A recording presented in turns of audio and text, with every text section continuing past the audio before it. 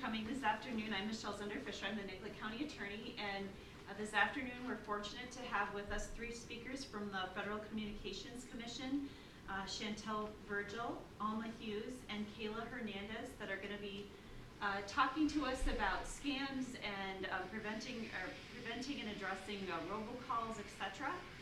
So they're here to answer questions and provide information.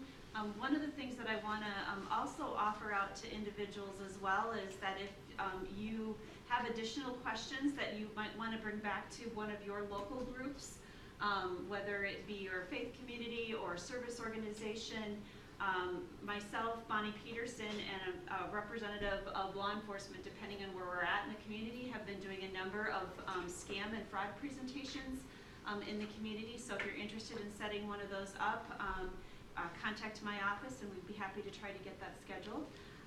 But I will now turn it over to our three speakers from Washington, D.C. Thank you. Good afternoon, everyone. My name is Kayla Hernandez. So you're on, of course, with the Federal Communications Commission, as you have heard. Alma and Chantel and I are with the Consumer Affairs and Outreach Division. So a lot of the work that we do is actually focused on providing consumers, such as yourself, with information that you can then share with others in your community. So one of the things we'll be talking about today is those robocalls, which is the biggest consumer complaint that we receive at the Commission. And we'll be giving you some tips that you can share with others about how to decrease the number of robocalls that you get. Before I continue, we did bring some samples of our tip cards that address a lot of the issues that we discussed at the FCC, including, which Chantel will talk about later, one of our best resources for consumers, which is our Consumer Help Center. And of course, Chantel will talk more about that, but anytime someone asks you about an issue that has to do with telecommunications and you're not sure of where to get the information, please remember that the FCC does have our Consumer Help Center, which is available online, and a lot of the information that you may have questions about, you can find there. And also, our division does a lot of work with community organizations and we like to partner with people that actually address the issues that the community has. We understand that we cannot be everywhere, but if we partner with you to give out information to other groups and other organizations, that would be of help to us. So now I'll begin a little bit about some of the topics that we cover. As I said, there's the presentation will talk about robocalls and spoofing, but before I turn the floor over, there's one other issue that I wanted to bring up. It is with the broadcast transition that is going on. So many of you may remember that back in 2009, we had the digital television transition where all of the broadcasters were going from analog to digital. Well, there's now a broadcast transition that ends in July 2020, and it will be a little bit different this time around. For most consumers who receive their information strictly over the air using an antenna, so this does not really apply to people that subscribe to their viewing services through, let's say, satellite, cable, or even if you stream. So if you or anyone you know receives their broadcast strictly over an antenna, this information is really important for them. The transition is unlike the first transition. There is no one date. Your local broadcaster will be informing you through many various methods, including PSAs, when they're going to transition. Many of them will call them rescan days. And what this information really is from our consumer perspective is that we are letting consumers know that if you turn on your television and you're missing a channel that you get every other day, it may be that you need to rescan your television. So our Consumer Help Center, which you can reach through our toll-free number, which is 1-888-225-5322, which is also included in our tip cards, really is a great resource. So what we're advising, if you or anyone you know says that they're missing a channel, please rescan. When they call that toll-free number, you can let them know to please press number 6 and someone will be able to help you walk through a rescan. And that's really important because we want everyone to keep all their viewing channels and be informed, especially since a lot of people get their information, for example, news or alerts, via their television. And now what I'd like to do is I'd like to turn over the floor to my colleague Alma Hughes. Thank you, Ms. Kayla. As Ms. Kayla said, my name is Alma from the FCC. And I'm going to talk to you briefly about a couple things. I think, and I believe each one of us had one of these little toys, which is called our mobile phone, which has become a big part of our lives. So what is happening, that our lives are being disrupted by this thing that's called robocalls, okay?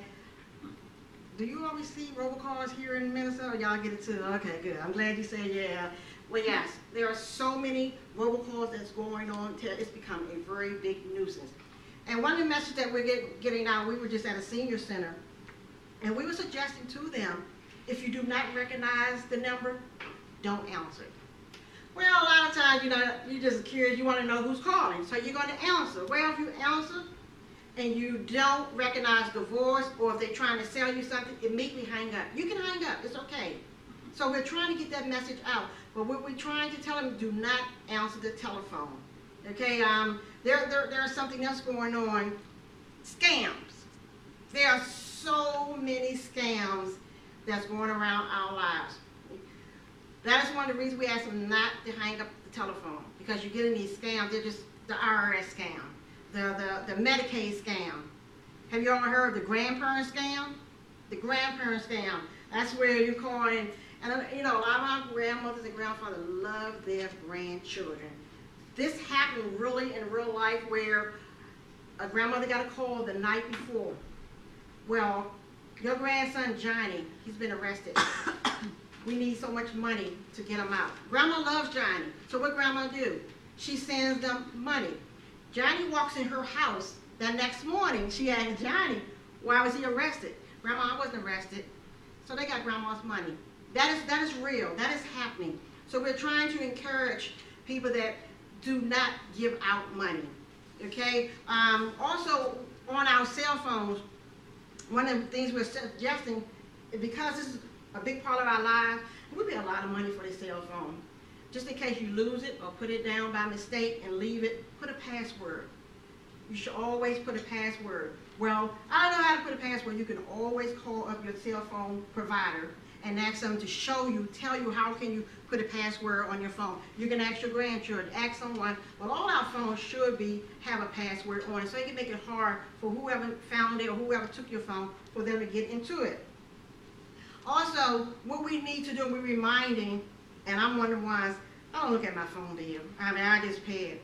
But what's happening, something is called slamming, where you may have Verizon as your phone provider. Then another company has picked up your phone provider, your service, you're not knowing. So you think you're paying Verizon, but you're paying this other company. That's slamming. They had taken over your service without your permission.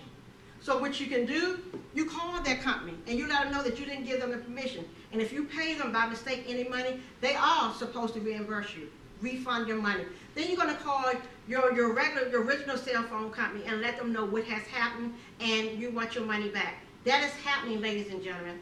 So we're out here to remind you that we should check out our phone bill at least once a month to make sure no fees are on it that should be on there. Okay? Does that make sense? And you all are getting robocalls in this area, right? Okay. We'll have a time at the end to ask any questions, and Alan will give you an answer if we can. All righty? Thank you. Now I will ask Ms. Chantel to come on up. I think she almost forgot to introduce me and let me off the hook. I did, I'm sorry. Go back to McDonald's and finish my food. Okay, so I'm Chantel. There are restaurants here, the McDonald's, come on. That's all we came up on, McDonald's. Yeah, we came up on McDonald's and yeah, we didn't have a lot of time. But I'm Chantel Virgil, and I'm here with my colleagues to talk to you guys about a couple of things that we've been going around the country talking about. We have two goals. One goal is, or the overarching goal is to educate consumers But as I'm looking around, you guys might not also be consumers, but you also may represent an organization that has its own consumers. You might be the middle person between us getting the information out.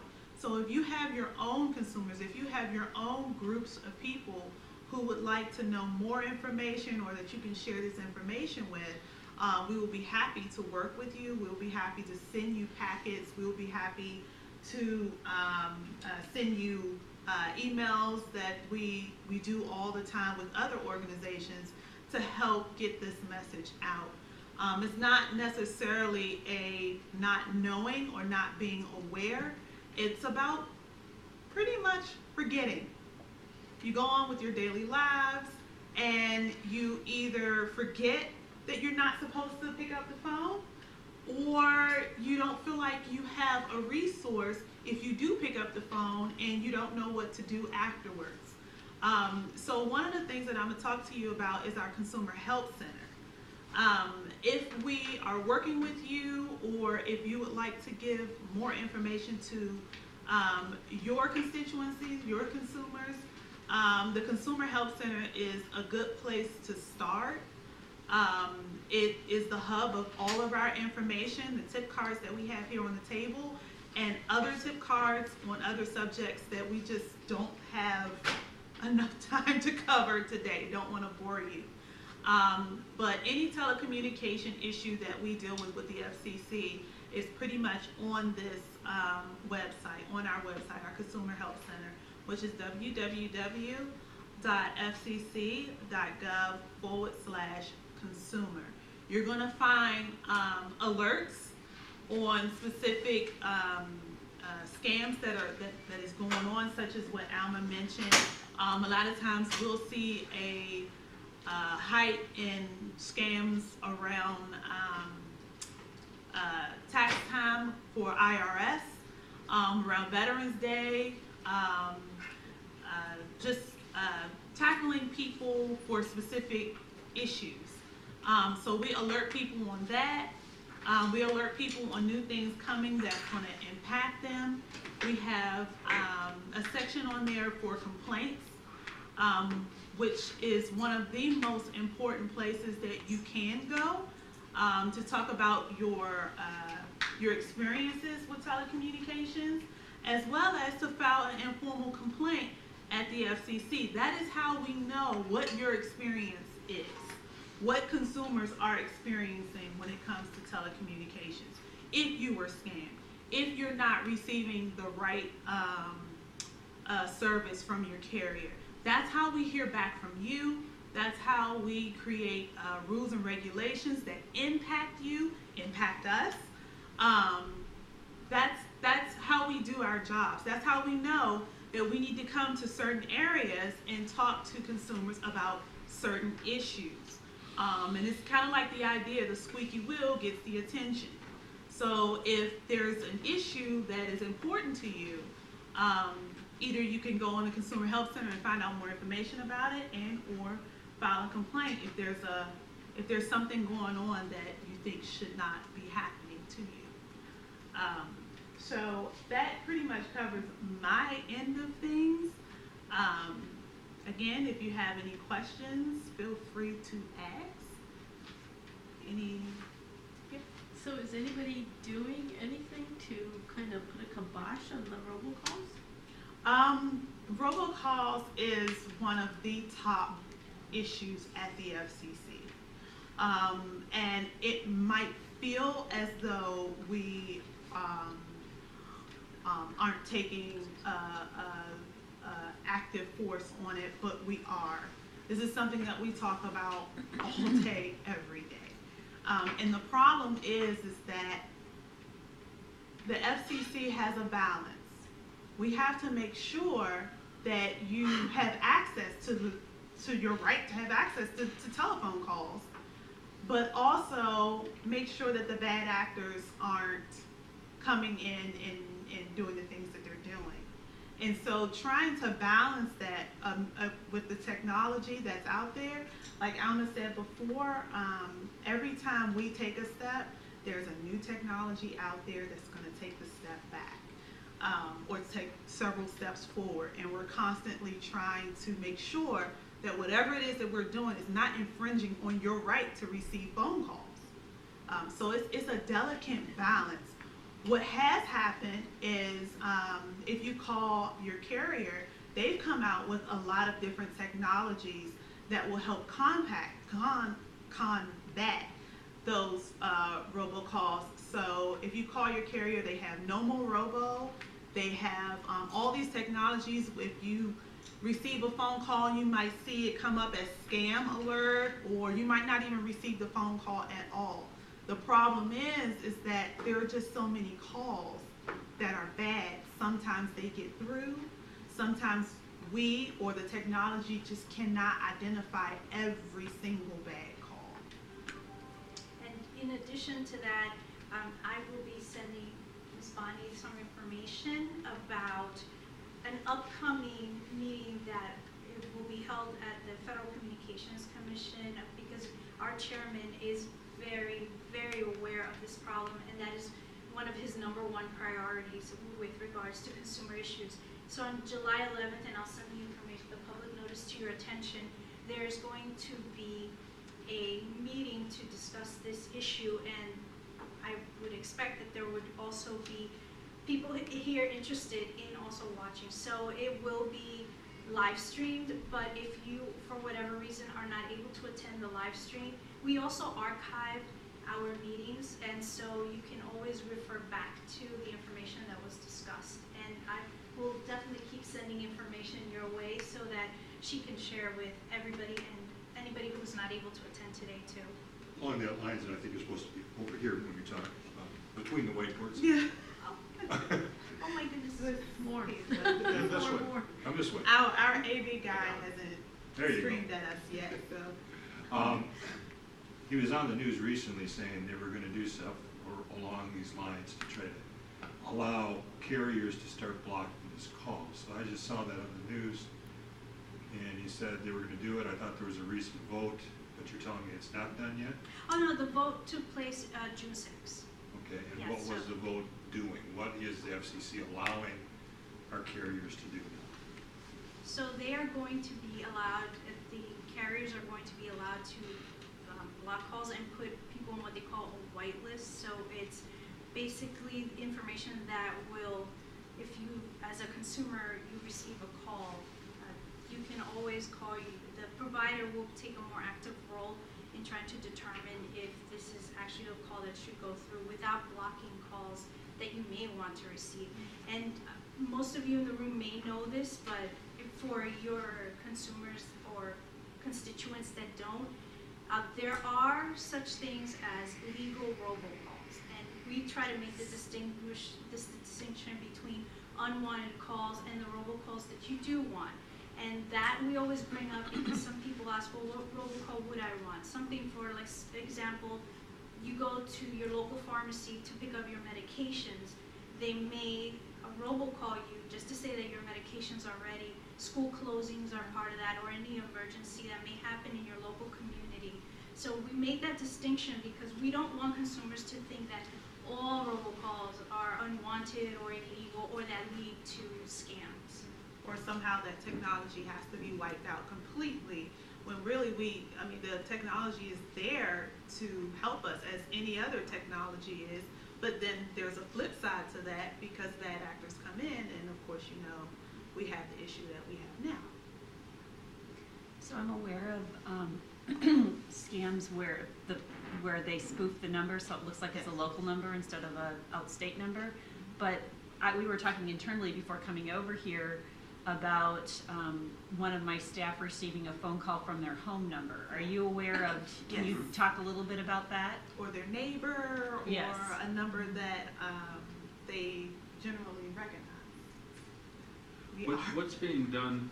What's being done to the people that you catch doing this, doing these type of things? Is there any punishment to them whatsoever to kind of encourage others not to do it?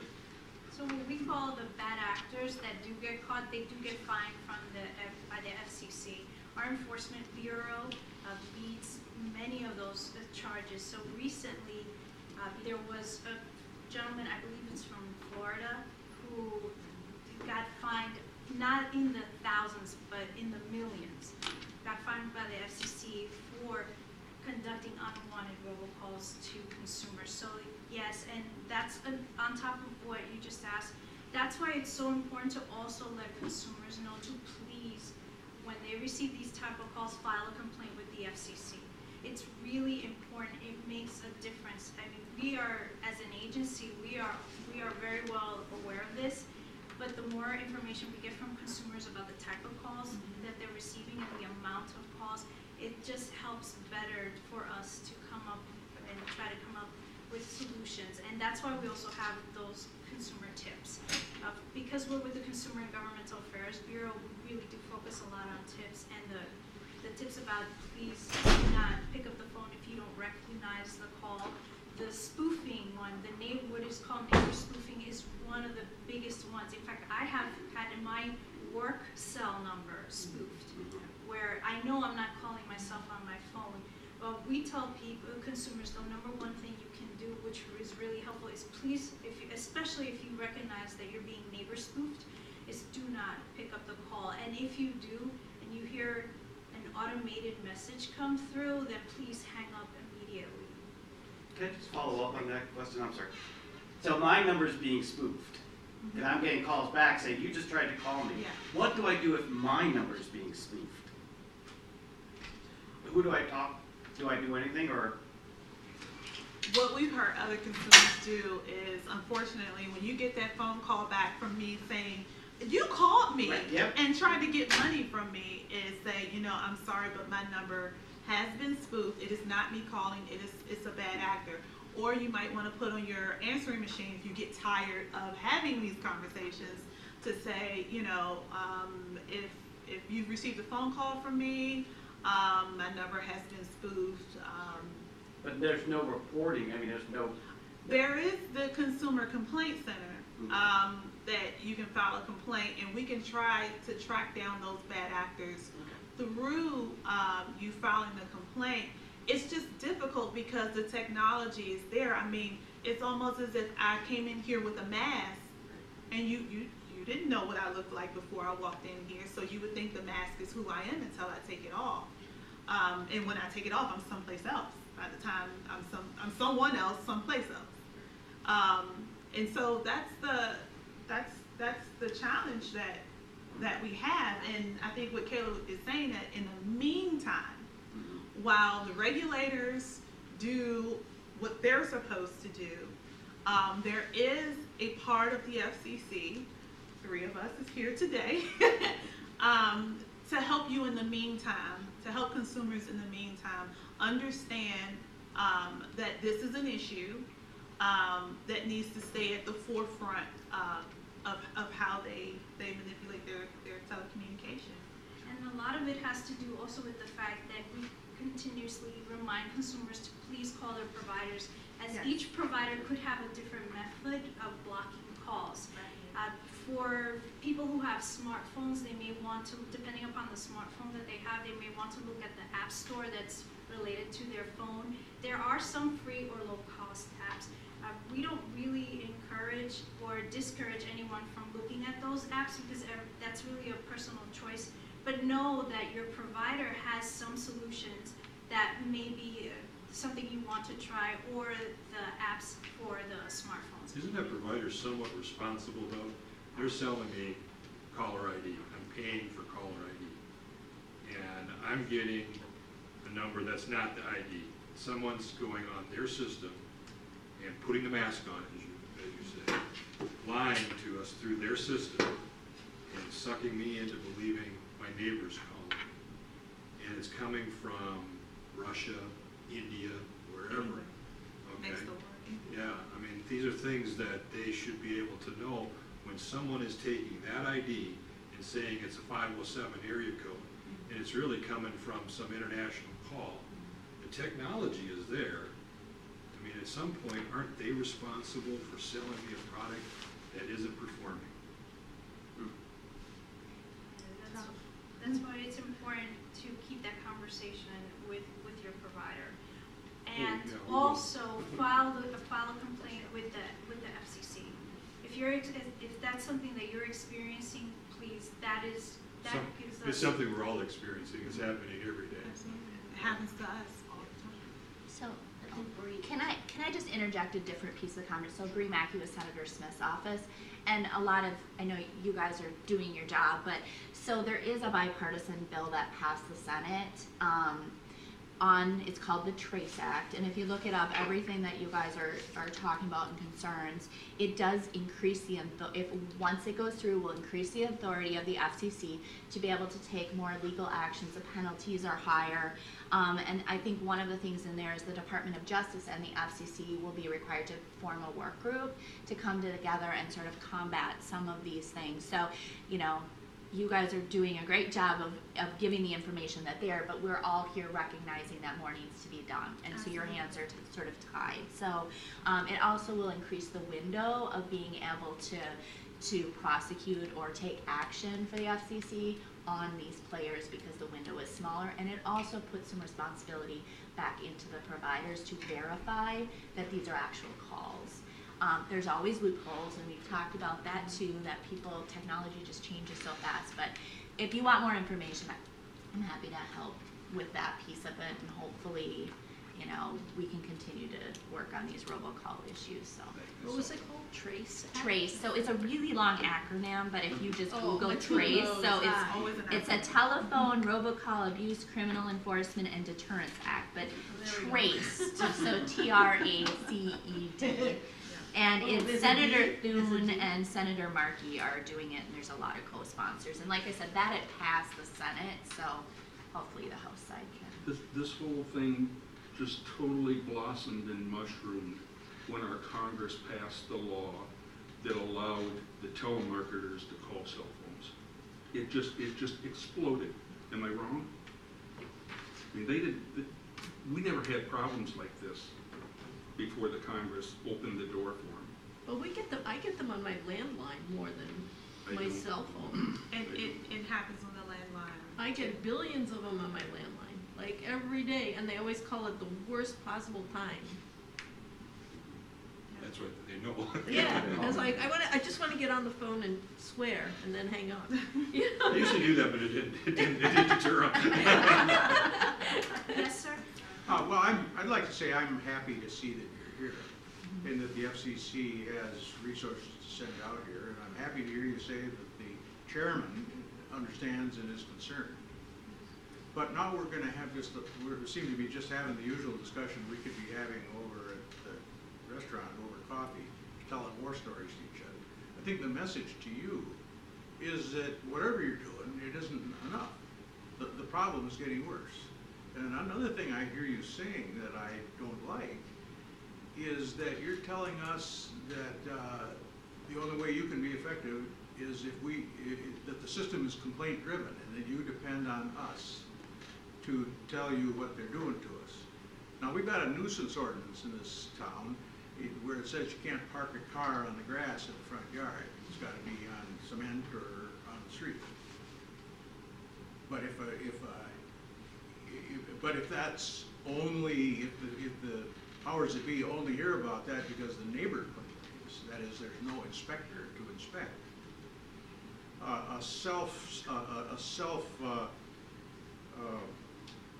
was the term I used? If you are dependent on us to tell you what's happening, you're not doing your job. Are you going to tell us to go down to the county jail and guard jails because there aren't enough people to keep the jails locked? If you're here to listen, we're all telling you it's a huge problem and it's not working. Whatever you're doing isn't enough. And we take everything that people tell us, we're taking back to our office. But one of the things that we are starting to do in our division, this is a division-wide, for many organizations we've been partnering with to do joint email blasts because some of the organizations we've talked to say that the most effective way to reach is through a trusted source. So, for example, if I send an email under my official FCC title, it may not be as effective as if I work, and this is a lot of the work we're doing, when we meet with community leaders such as yourself, so that we can do a joint email blast. For communities where we are told that, well, you know, Twitter and Facebook is really the way to reach consumers, the FCC has a Facebook page and a Twitter page. And recently, one thing that I did with a community-based organization was that I actually worked with them to have, and also my boss, our director, or our division chief. What we did was we actually took some of those tweets and then we reworded them so that it would be more effective for the community-based organization. A lot of the information that we have on our website is public information, and so you can use and redistribute this information as needed. Because we also understand that we're trying to get the message out there, and that we're small compared to a lot of other agencies, but we really do want to start getting more information out there. We also, as I mentioned before, and a lot of the times, which is, I will send links to your attention so you can share them with a lot of people. We do a lot of meetings and webinars and workshops, and unfortunately, we can't always travel because it's a budgetary issue, but webinars are something that we can always partner with and do at no or very low cost. We are more than willing to send materials to people. For conferences, we also try to provide as much information as possible. And a conference could be a large conference with 10,000 people. If it's a small conference that was only attended by 200 people, the number of people in attendance, it's something that we like to provide information for. But we also we have a newsletter that we are revamping, and that's another resource that we use. And we're trying to do what is called in draft working form, it's not an official title yet, but partners. So anyone that has information that we could share via our newsletter, and we distribute and then ask that people distribute this information too. So we do take everything that we learn from all of you, we do report on it. So this is something that we are really firm about. We really want to get information, and we want also people to know what resources we have too. Tell us, are you getting, compared to a year ago, are you getting more complaints or fewer complaints about these topics? Yeah. Definitely more. Okay. Definitely So more. I don't have the exact number in front of me, but definitely more. So that gives me a message that the good guys are losing the battle. Yeah, and by the way, I'm glad I'm not one of you three standing up there in front of me. Well, look, you've got a hard job, I understand that. I guess the only thing that makes it easier to stand here and listen is because we experience the same things too as consumers. So we kind of sit on both sides. We wear both hats, the consumer hat and the hat of being an FCC employee responsible with coming out here and facing you guys and talking about the issue. Well, that makes me feel better. Misery loves company.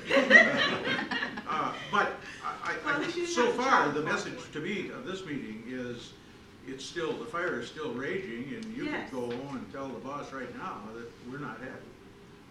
And Despite your best believe efforts. yes, and I believe he definitely knows that. I believe that the entire commission is aware of that, and I think it's two parts. There's the regulatory part, and then there's the part of engaging with consumers and making sure that while the regulatory part is still going on and we're still battling it, and we may still feel like that we're losing on it, the consumer side of it is to arm you with whatever tools you have to minimize the impact of this horrific ordeal that we're in.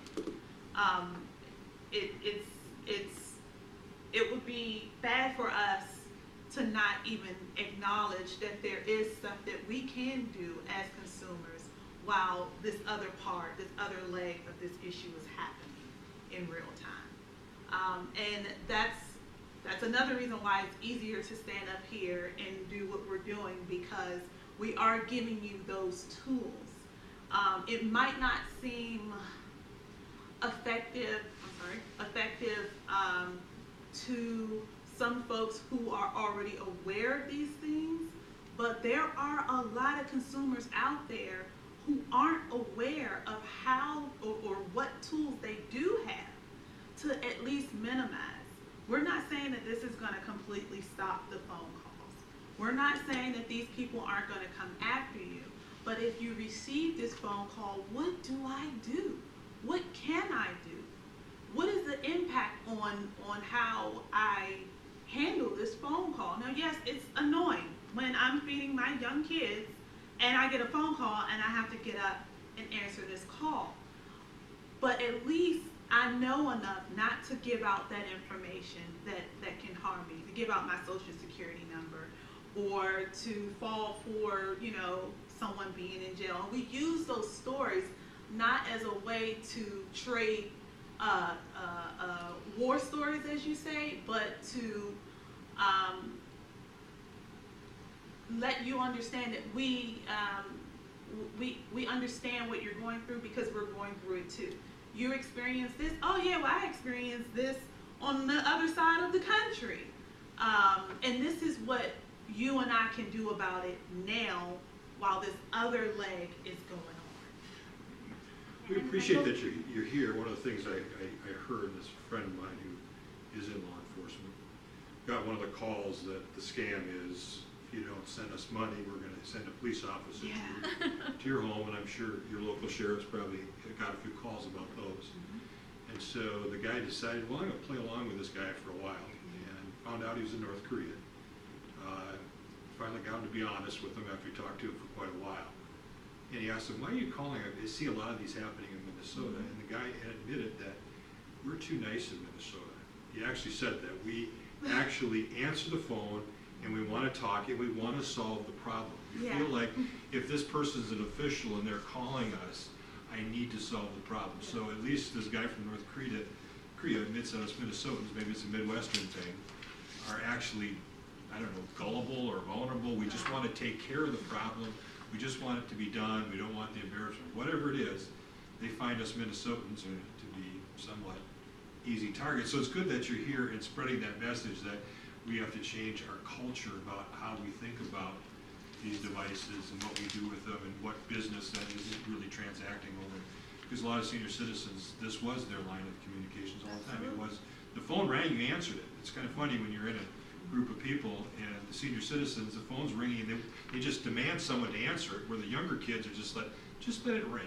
It'll go to voicemail. It'll be just fine. If it's important, I'll get it. And so there is a cultural thing going on, both being Midwesterns and also, I think, generation.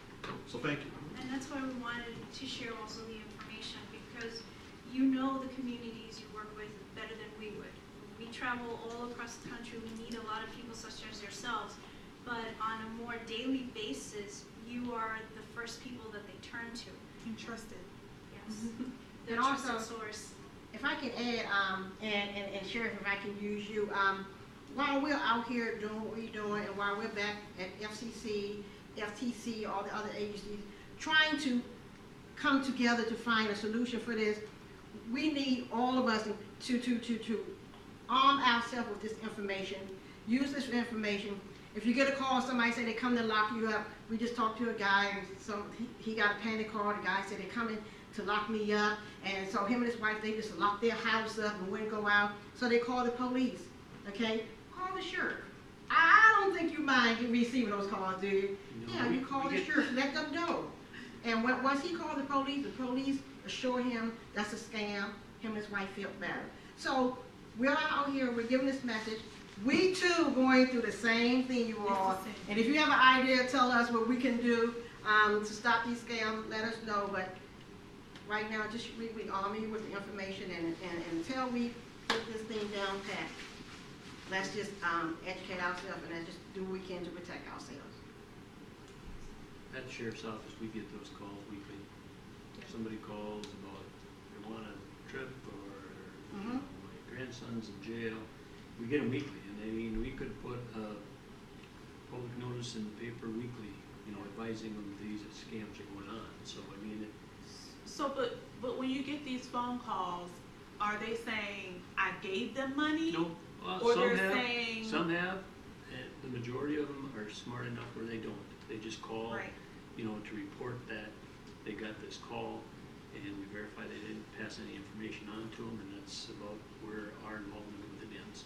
So just imagine that we have this issue, but we don't know to call the sheriff. We don't know that there's an FCC complaint center. We don't know that there are rules and regulations that's going on and conversations about this. We don't know that in this particular area, this scam is happening. What do I do? I'm a consumer right now. What do I do? They keep calling every day, 5, 10 times a day. Who do I call to talk about this to? I know, you know, there's regulations that's going on here, but what do I do as a consumer? And that's why we're here talking about it, because it might be apparent to some folks about what to do, and oh, I would never give my social security number over the phone, but sometimes it's just not that easy. Well, to the sheriff, do you actually give the number to file a complaint when they're done with those calls? I mean, maybe that's something. Yeah. Now he will know to do that. And another thing with law enforcement, not so directly related to robocalls, but we do talk to people about their lost or stolen cell phones or smartphones, smart devices. We have our tip cards that we bought here, but we also recommend to a lot of consumers that if you lose your phone, please contact your provider. But if your phone is stolen, we also tell people immediately call your local law enforcement officials and let them know. And also, of course, contact your provider. This is more of a safety issue and consumer-related issue, but we also talk a lot about that because most consumers, nowadays, most of us, if not all of us, have some kind of smart device that we're using, whether it's while we're going out or when we're in the home. And so, in addition to robocalls, we're also telling people, please always try to protect your phone, because if you're someone like, and I'm stepping out of my FCC role to let you know, as a consumer, I have gotten used to keeping a lot of information, not just my calendar or my contact list, my photos, everything that I could possibly think of that I can keep on my phone as a reminder, I do. And so that's why I'm glad that you're working with your community to get the messages out there. And if anything, you can take our information and follow up with us about any questions you may have, because we do a lot of work with consumers, not just on this issue, but a lot of other consumer-related issues. Yes, sir? I'm wondering, is this meeting just for certain people or No, for the consumers? It's for everybody. Okay, then why aren't there more people here? This was never advertised. I seen it in the sheriff's office when I stopped there a week ago or 10 days, going through that video. It was, Where was it advertised? It was It in the was a- St. Peter Herald, it was in the Herald, it was, on the we front sent page it of out the second to, section. North Okay. Bay Okay, Trail Senate, I live out in email Brighton Township. We don't get the St. Peter Herald.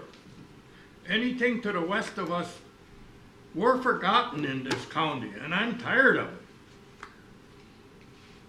I don't blame you, but one of the things we're hearing is, and I expected to hear it, was that we have more responsibility as citizens than we ever used to think we had to have. Yeah. I mean, I learned in kindergarten to look both ways before I cross the street, but I gotta look both ways before I pick up the phone now. That's new.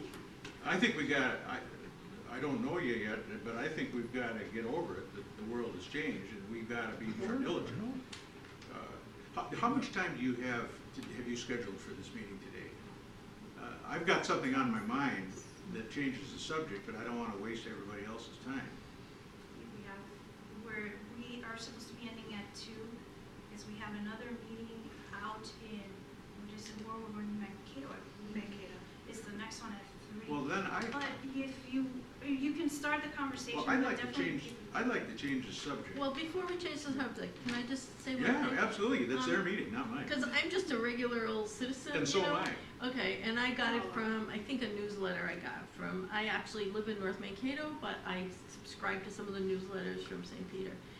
But, you know, we were all complaining about the situation, and I feel like maybe we should focus on providing suggestions, not maybe to the ladies, because they're an education force, but to the local leaders who happen to be here, like Michelle and Sheriff, and I don't know who else is here because I don't recognize all of you, Terry left, ways to get the word out to the people who aren't here, to the people who do pick up the phone, to the people who are naive enough to give the money. Or an example recently was the robocall that went out from Hagedorn's office about that town hall meeting that happened via phone. And I got it on my answering machine, and my response to it was like, this sounds like a robocall, and they were asking me to dial all these numbers. It just doesn't sound like something I should do. That was my reaction. But other people dialed in and participated, and I thought, are they gullible to being scammed because they went ahead and dialed and entered the code and all that stuff? So those of you who are here in official capacities, I would challenge you to figure out ways to get this information out to the rest of the community via various routes, whether it's free press, because it's bigger than the St. Peter Herald and it is part of Nicollet County, the website, the Senior Citizen Center. I mean, I could list them.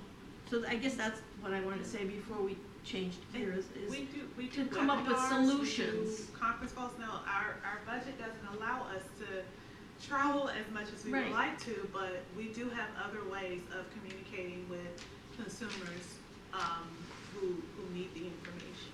You know, even listing somewhere like the latest scams that are going around. Like I got in the past IRS call. I got some immigration homeland security call, like we're gonna come take you away. Yeah. So if that was listed somewhere and then people go like, oh yeah, you know, That's this fits to what's happening to me. Anyway, just my challenge to the leadership.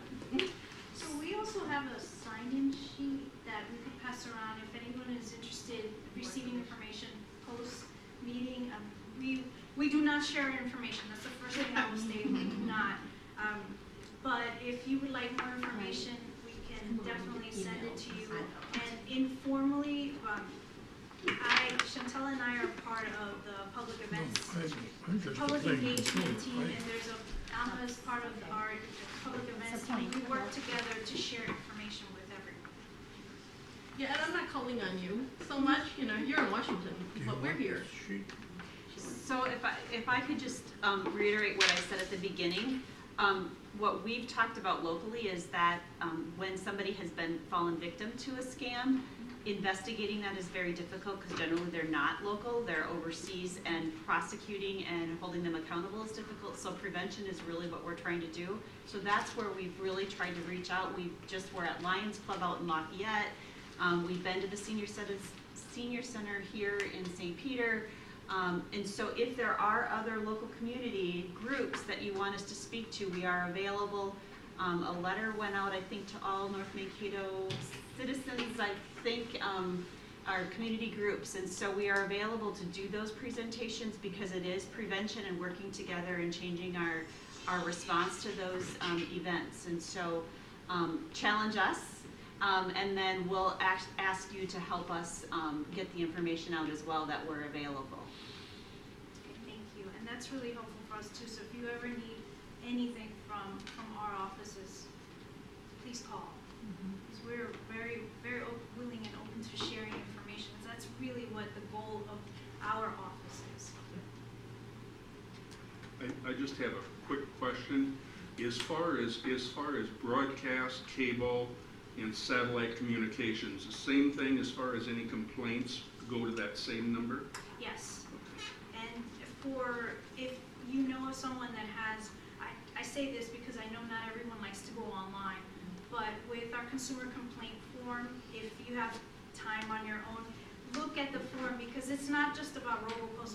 Like you're asking, if you have any kind of issue, there's a whole bunch of drop-down menus for whatever issue it is that you want to let us know about. So it's not just robocalls, we also look at other things too, like Telecommunications. yes.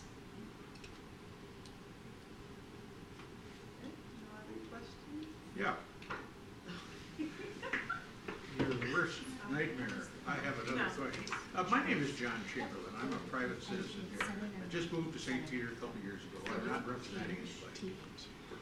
But if you can't find it, let me. Tell me about telephone directories. Is it public policy that we no longer have comprehensive telephone books? With the day and age now of people dropping their landlines and having cell phones, Washington DC. many of the people that I want to talk to I can't find them. Is it public policy that the phone book is a thing of the past? If you left your information there, I don't want to say anything that's incorrect. So I'm going to actually go and look up that information. Now, I for asked you. that same question of the Public Utilities Commission in this state, and they never answered my request. Well, Thank you. and I'm not saying it because we're here, but when we collect information, we say we're going to find something out. Even if I cannot find the answer, I will let people know, as do my team members. And I will also Thank give you. you my Appreciate it. card. My before second you question go. is, to interrupt, to keep this moving, I have a landline, but I'm not in the St. Peter Lucerne phone book. But I am in the consolidated area Amboy to Waseca phone book. And I called the nitwits at Mediacom, and they said, well, you should be in the phone book. And I said, you damn straight I should be in the phone book, but I'm not. Tell me about phone books. I've called Dex, I've called I've called Mediacom, I've called everybody in sight, and they can't tell me a single thing about phone books. And to continue, I was originally from Le Sueur, and the name Le Sueur is a strangely spelled foreign name, but there are two, depending on if you hyphenate Le and Sur, the listings are in two different places, and I've tried for 20 years to get somebody to listen to me that this is screwed up, and there's nobody to talk to. And talk about a go-to, I think phone books are a thing of the past. But tell me about this. Is anybody else as frustrated as I am? It's my belief it's the cellular communication. I can tell you from the first year that I was sheriff 17 years ago, the calls into my 911 center were 50%, 80% landlines and 20% cell. Now it's the other way around. Now it's the other way around. It's 90%. 90% of the understand calls that. that come in there. I are from understand cell that, phones. but I had to figure that, you and I had to figure that out ourselves. Right. The question is it public policy to not have usable phone books anymore that includes everybody that's got a telephone? So the quick answer, the answer is yes. I'm John Toom, I'm with the Public Utilities Commission. So you're gonna give me your name and I'm gonna find out why you didn't get an answer from us. But the legislature did pass law to say that the phone companies no longer need to have a phone book. Now, that is something that the public, I'll adjust to it and I'll get over it. But So they basically turned into yellow pages now, so that it used to be they were obligated to do a white page, and then yellow pages came with it. And now pretty much it's just up to whoever wants to create one, they'll create one, going to get the public information. It's full of ads and stuff. Now you go online and you've got to pay for it. no, yeah, you gotta go online and pay for it, and there are a half a dozen places that claim to be white pages. And I think they're all different, but it's ineffective. And I think as a member of the public, service is poorer now than it used to be. There's more service, but it's all poor. They did deregulate a few years ago, and that's part of the deregulation was, the Public Utilities Commission are no longer our rate setters, and so get out of our business, and so the quality of service has dropped, but you have different choices. So our argument is, go to the service provider that has a better. Well, I'm not smart enough to be the astute consumer that the new world requires me to be. Don't you think part of it is cell phones? Because you can have a cell phone, like for example, my son, who was from here originally, got his cell phone when he lived in the Twin Cities, so he has a 612 area code cell phone number, but he just moved to Denver, and he's keeping his cell phone, and he lived in Seattle for a while, still had the 612 cell phone, so you can have a 507 cell phone number and live in Louisiana if you want, or Alaska, or Hawaii, or whatever. I So- get that, yeah, but it's would like somebody, having a phone book is kind of, won't work. I don't think. Because you have to keep track of where that person is. Like, do you want a phone book of Seattle and Hawaii and Alaska? And, Thank you for, I understand that. yeah. And I think partially too, our concept of what is personally identifiable information has changed as well. It used to be like, you can look up in the white pages, somebody's home address, their name, their phone number. Now that's considered personally identifiable information, so there's a lot of regulations regarding those entities that collect that information, and they make that available too. So your name, home address, and telephone number are now considered personally identifiable information. And I understand that. My last comment is, I figured that out myself, but where is the public policy pronouncement that legitimizes and explains all of these major changes in communications? There is no place. That's the challenge of this, is that it is multi-layered. FCC has responsibility for some things. The local legislature, through our Public Utilities Commission, has responsibility for some things. But we are limited by what the legislature tells us to do. And a lot of it has been going in the direction of less regulations of telecommunications, unlike electric service that you get, which is more regulated for various reasons, because we want to keep it a monopoly, because we don't want 15 power lines running down your street. In telecommunications, it's changed, because that's what we used to do, because we didn't want 15 phone lines running down our street. But we don't have to have phone lines now. You can have a tower, and everybody can work off the same tower. And so basically the policy decision was, let's let the marketplace deal with it. The downside of that is people still view it as this highly regulated system it was in the 60s and 70s, and it's no longer that. It's something that's totally different. It looks something different, and that's, some people just haven't got the understanding that it really has changed. I think you've made the point. It's a new world out there, and we're gonna have to figure out what it is, and that's true. And the deregulation is finally, I think, coming to fruition, good or bad. Okay, we would never have this device like we have today without deregulation, because we would have been still calling on the old bell phone if we didn't have it. But the downside of that is people figure out how to get into this thing and mess up your life, because everything is there. Well, I'd like to thank everyone for their time today. Hopefully you have all gotten a chance to sign our sign-in sheet and give us your information. Before we leave, I'll just leave some cards, some of our business cards. All three of us will do that. Please feel free to reach out to us. You have our contact information if there's anything that we can help you with, or anything that we did not discuss here today but that you would like further discussion on. So thank you again for your time. Thanks for coming. Thank you very much.